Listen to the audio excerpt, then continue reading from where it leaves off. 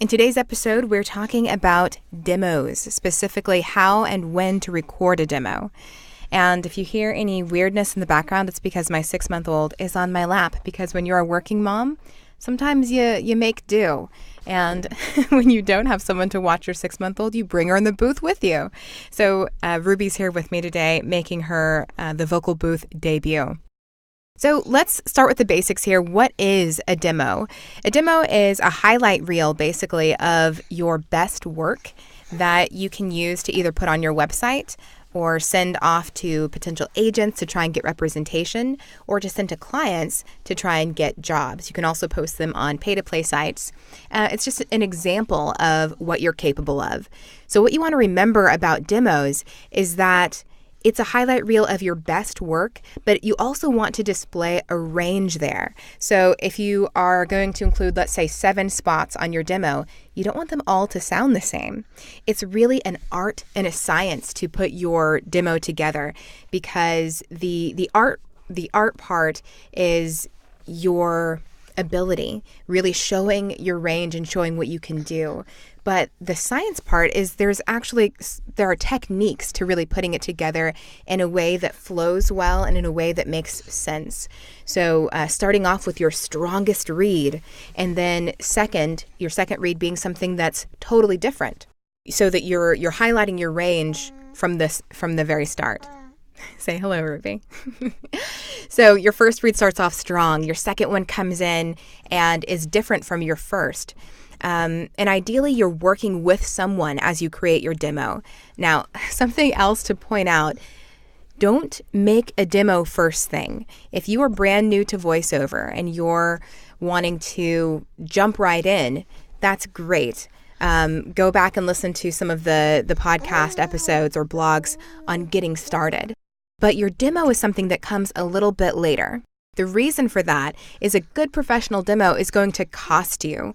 So if you go out and spend money on a demo, the very first thing when you first get started in VoiceOver, it's going to immediately be outdated, because as you get training and get better and better, you will be better than what's represented on your demo. So you want to wait until you kind of have hit a sweet spot with your performance skills and how competitive you are, so that then you can make your demo and it will be reflective of where you are in your voiceover career.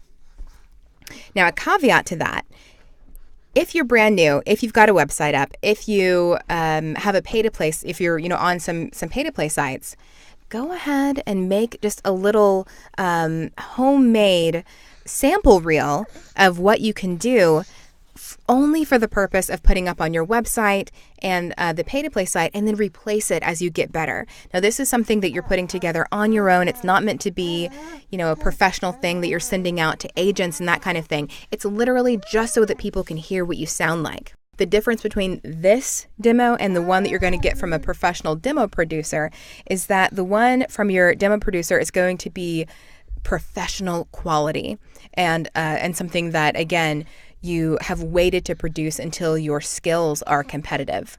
The reason for having a do-it-yourself demo would be so that when you are promoting yourself on social media, a local client or someone looking for a voiceover can just be able to click and hear what you sound like. And it's not the kind of thing where it's going to you're not going to get blacklisted in the industry if you put up a homemade demo for a few months while you're perfecting your skills. My belief is that the more places you are, the better, and the earlier you are more places, the better. So as soon as you decide to become a voice actor, get a website up, record something, put it out there. If for no other reason, because people aren't likely to find your site on their own without you promoting it. So if for no other reason, just to get some momentum, so that you're actually doing something, so that you can say, I am a voice actor with conviction. So this is a short intro on demos, what they are, how to get them made. If you have any questions, let me know, and we'll follow up with a more in-depth podcast episode on demos in the future.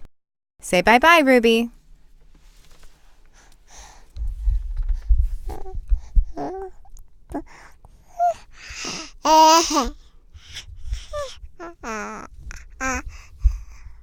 That's Ruby eating the pop filter and breathing heavily into the mic.